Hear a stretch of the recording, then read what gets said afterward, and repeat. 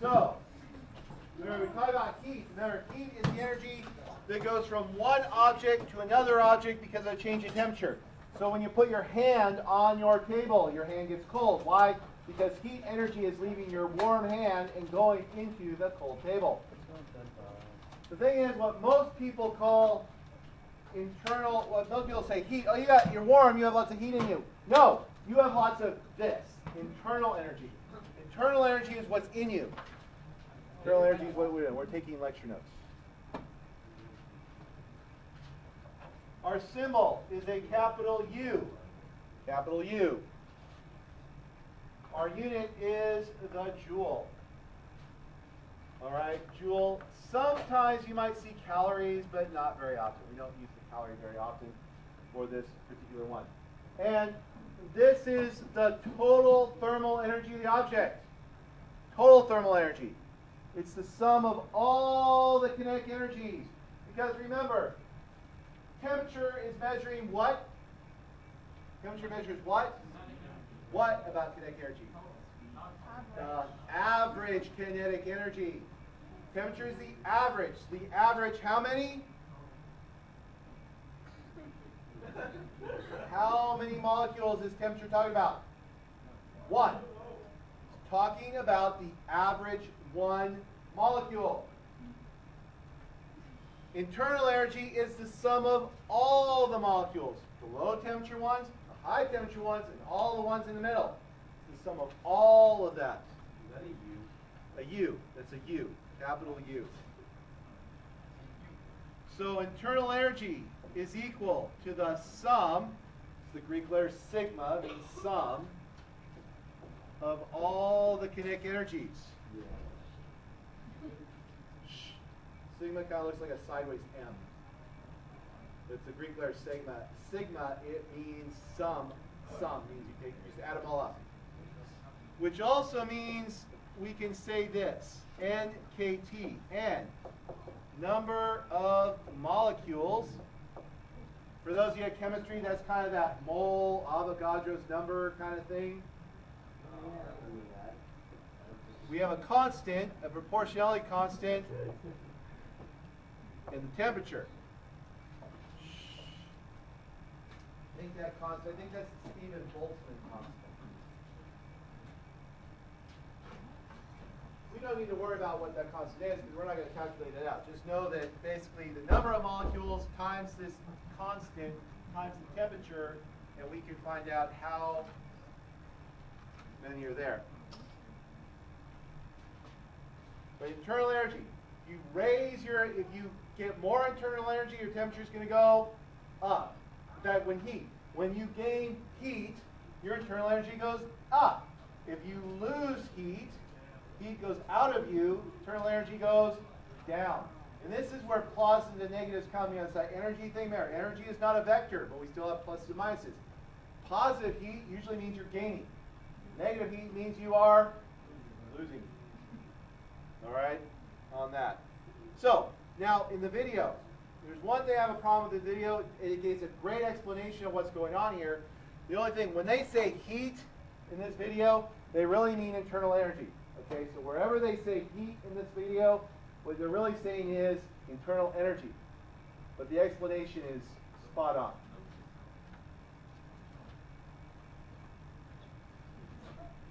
It's one of your favorites. You ready?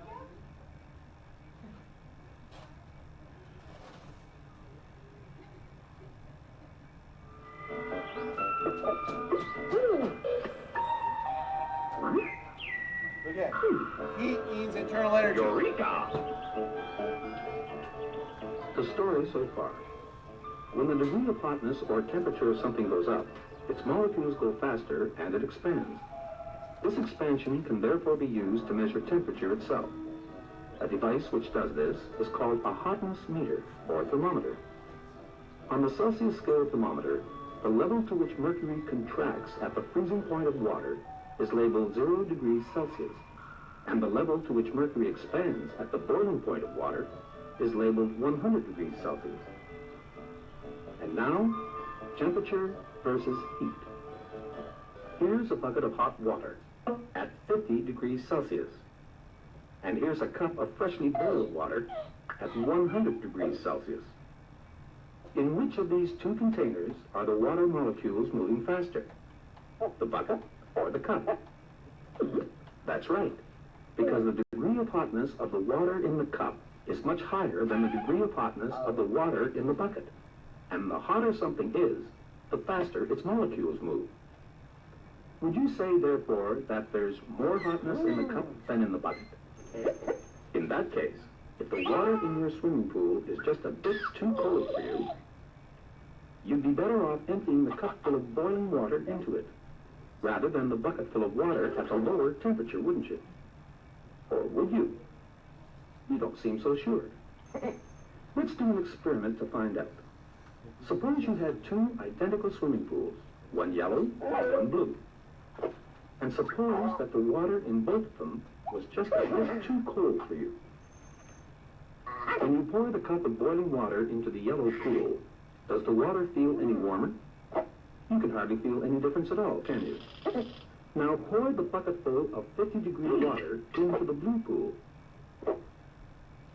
How does that feel? Quite a bit warmer? Aha! So even though the water in the cup was considerably hotter than the water in the bucket, the 50-degree bucket water is much better at heating up swimming pools than the 100-degree cup water. Why is this? Well, let's look at the facts. The bucket obviously contains many, many more water molecules than the cup does.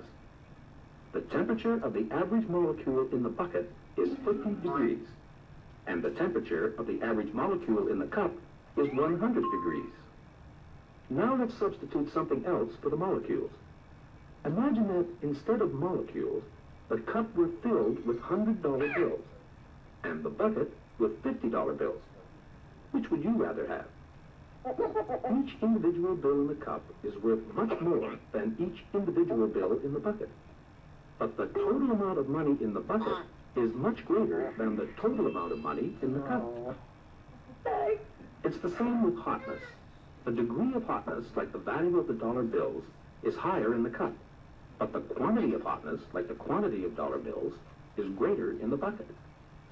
We know that it's the speed of the molecules that determines the degree of hotness of something. In fact, degree of hotness only depends on speed. It has nothing to do with how many molecules there are. Although the molecules in the bucket aren't going as fast as in the cup, there are more of them, so they more than make up in mass what they lack in speed. And it's mass, combined with speed, that determines quantity of hotness. We've already seen that the word for degree of hotness is temperature. Now it's time to introduce the other word for quantity of hotness, which is heat. The big difference between temperature and heat is that temperature depends on speed only, whereas heat internal depends on energy. both mass and speed. The water in the cup has got a high temperature, but very little heat. And the water in the bucket has got a much lower temperature, but a great deal of heat. Now you know why buckets of 50-degree water are better at heating up swimming pools than cups of boiling water. On the other hand, if you're looking for somewhere to dunk your tea bag...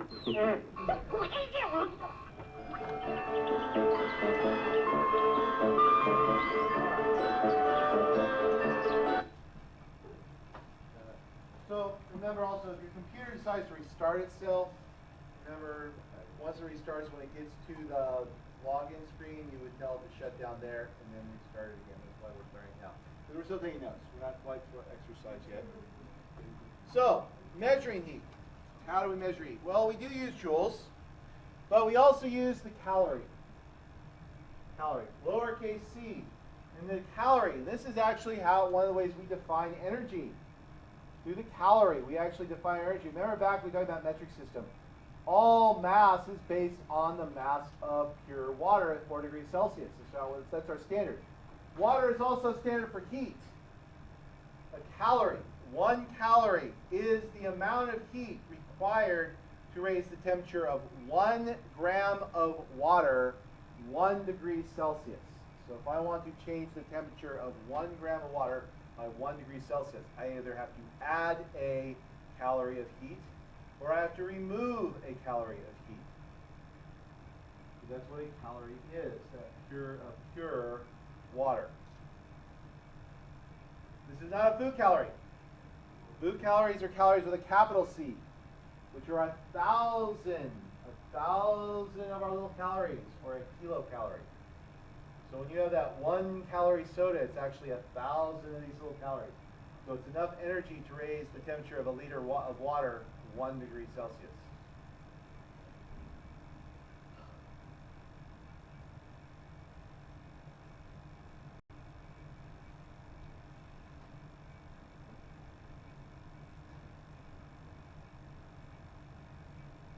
One more time.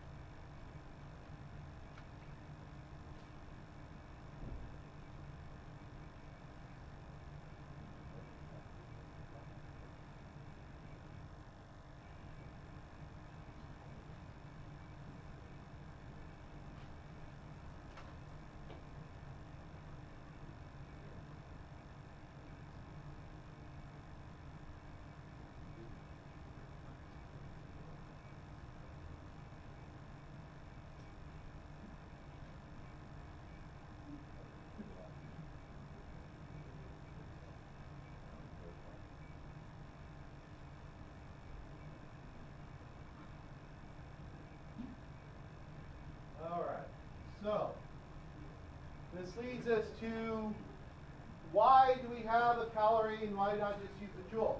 Well, this is because there was a time. There was a time when energy was thought to be different. Or you have mechanical energy. It's in a little box.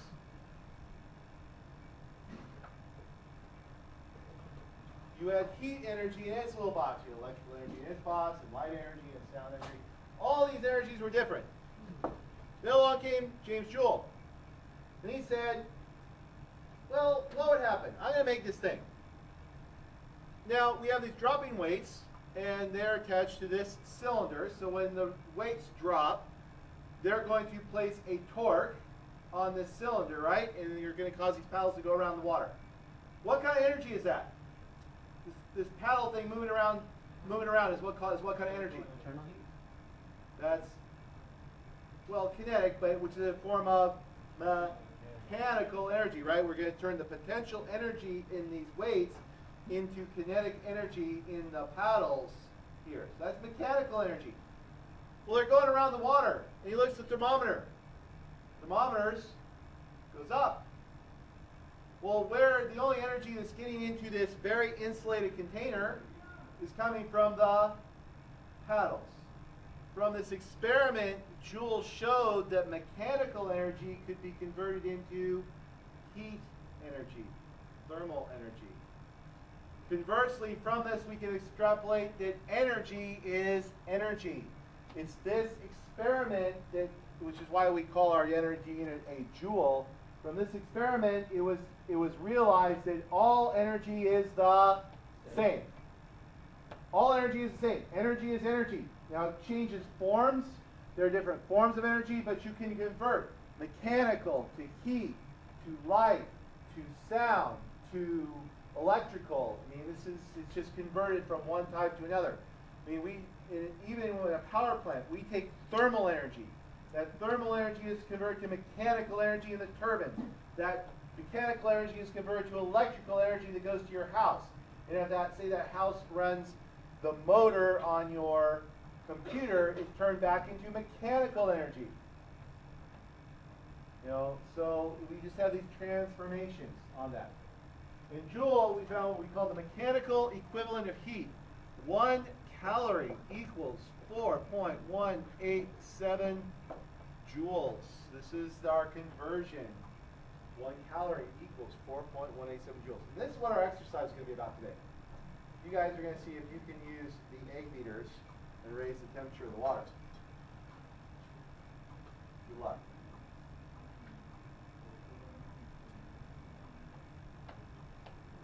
Anyone need more time?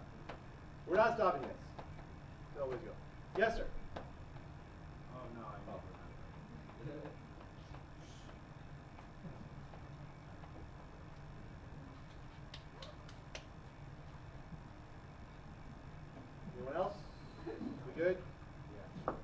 So, calculating heat.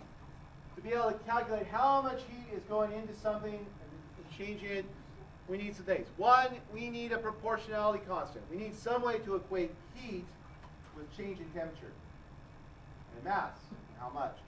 And we have this thing called the specific heat capacity. We use a lowercase c, and our unit is the joule per kilogram degree Celsius. And this is the amount of energy required to change 1 unit of mass by 1 degree Celsius or 1 Kelvin.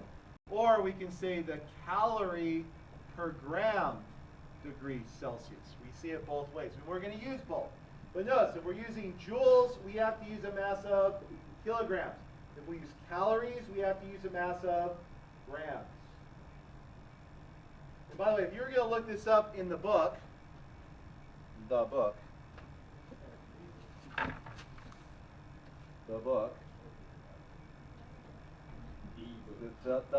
Handbook of Chemistry and Physics, where you get all these little constants. It might say joules per kilogram Kelvin. Same difference. Whether they're doing kelvins, whether they're doing degrees C, same difference on that.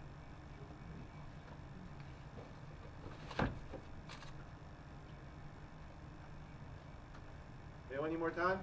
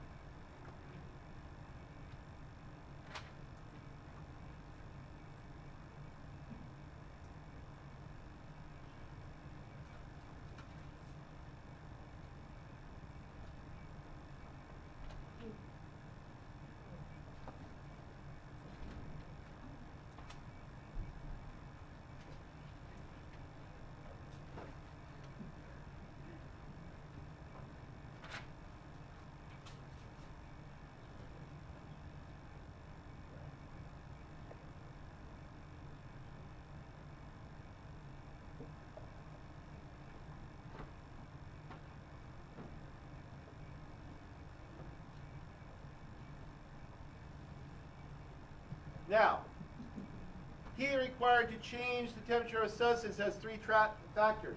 1, how much of it is there? Obviously, it takes more energy to change the temperature of 1 kilogram of material than 1 gram of material. What is the specific heat capacity of the substance? The higher the heat capacity, the more energy it's going to take. And how much change in temperature do I want? Now, think about this.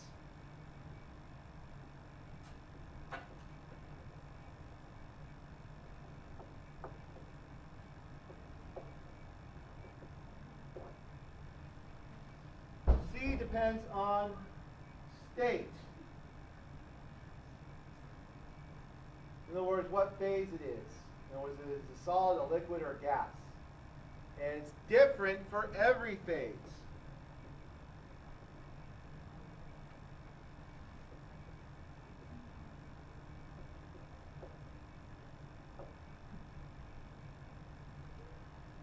To give you an idea, water.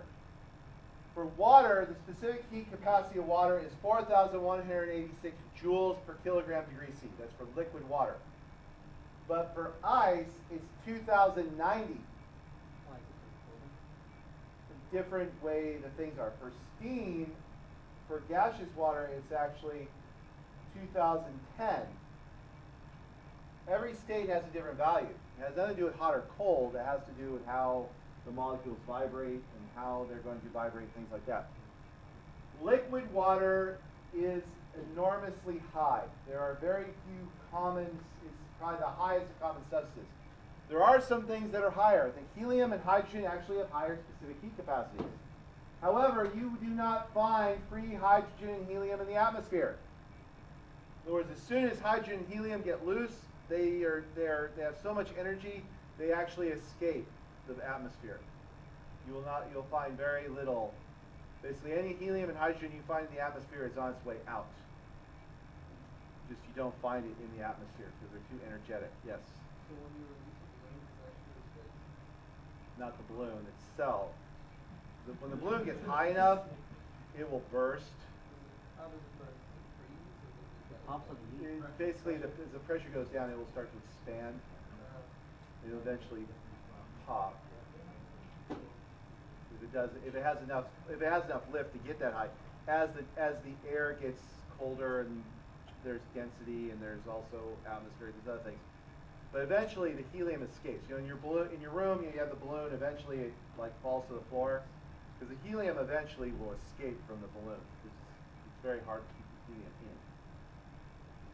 That helium that gets out of the balloon will escape to the atmosphere. Helium comes from underground. Radioactive decay waste. When you breathe in helium from the balloon, that's radioactive decay waste. Alpha particles. Helium.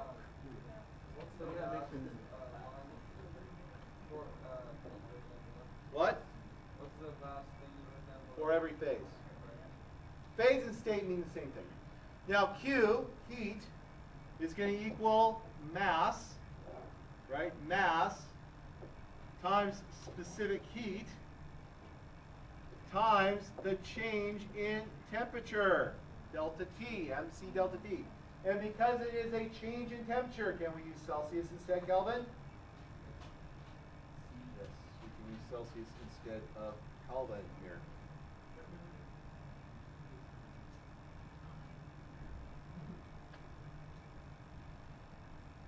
We'll be using, when we do our labs, every single lab we will be doing this calculation multiple times. Yes, sir. In a moment. Actually, we're going to start with water next time. All right, so we are actually done with this. So, I'm not really trying anymore. 2,100 joules per kilogram degrees Celsius, or 0.5. Or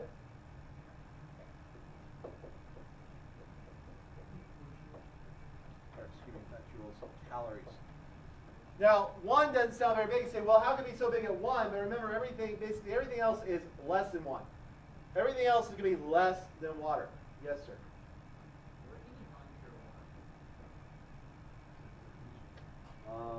When you distill it, there's no naturally occurring pure water.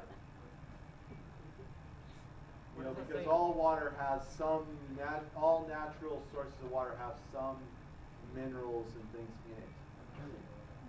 It's actually, to be honest, pure water doesn't taste very good. Here's the editorial opinion. Basically, they use distilled water in soda. That's what goes there. And basically was it Pepsi's version of Aquafina. Just use distilled water. Whereas like Coke, Dasani, it's distilled water, but they add minerals to it. That's why it says minerals added. That's why it tastes, in my opinion, tastes a little better on that. Gas. Now gaseous water, steam, its specific heat capacity is 2010 joules per kilogram degree C, 0.48 calories per, and this should be gram. Calories per gram degree C. Remember, we're using calories, we're using grams. Now notice, every phase is different. It's different as solid, different as liquid, different as a gas. All different. This is true for every substance. For every substance, the specific heat in solid, liquid, and gas will be different. Has to do with how it bonds and how it vibrates and how it moves around and things like that. How much kinetic energy needs to move it around. But liquid water, enormous amount of energy. In other words, to change 1 degree Celsius, you have to put an enormous amount of energy in. Also, it's going to have to lose an enormous amount of energy to cool down. This is why the ocean doesn't really heat up or cool down. It takes decades to heat up and cool down. Decades and decades. Not a couple of years, decades. Which is one of the reasons why, they always talk about, oh, the ice in the Arctic, it's all melting. It's like, well, not really. it actually freezes up faster in the winter than it ever has before. But the reason it was melting more is because something called the Pacific decadal rhythm. In other words, there's a rise and fall of the ocean temperature. And it just reached its highest point, I think last year or year before was its high point, and now it's cooling off again. Cyclic. It's a cyclic nature. And by the way, polar bears are not endangered. There ain't no such thing as an endangered polar bear. Bears are extremely adaptable. By the way, polar bears and Alaskan brown bears are actually the same bear. One's white, one's brown. It gets a lot. Ask the Canadians. So it's a scam? Misguided, I would say. But basically, ask the Canadians. They would not tell you that polar bears are endangered. Polar bears, like all bears, are very adaptable. They will go where the food is. What about spirit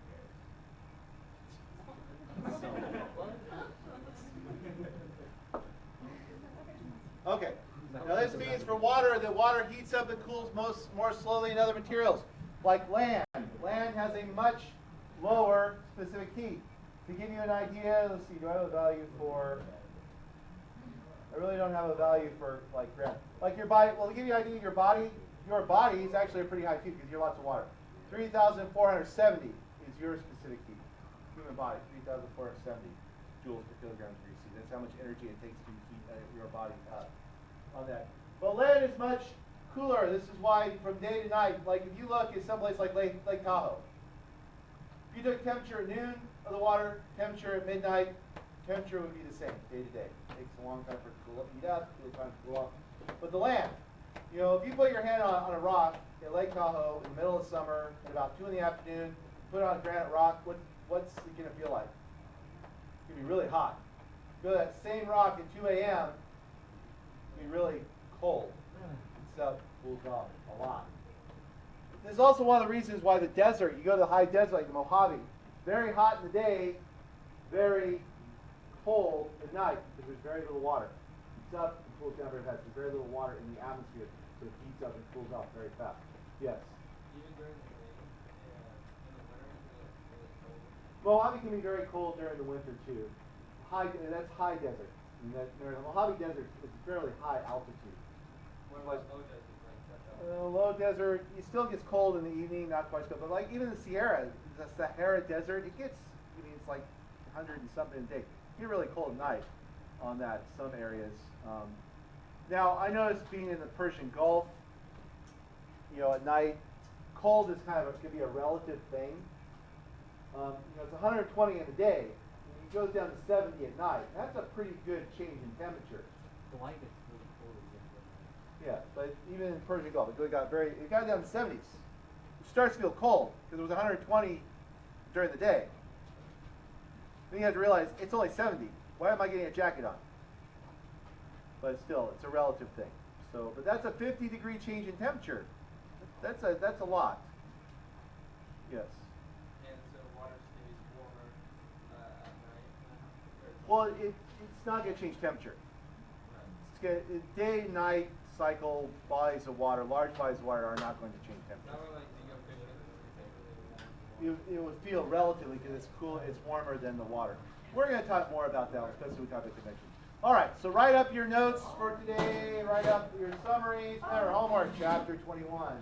Are we turning to chapter 3? 22, yeah, chapter 22.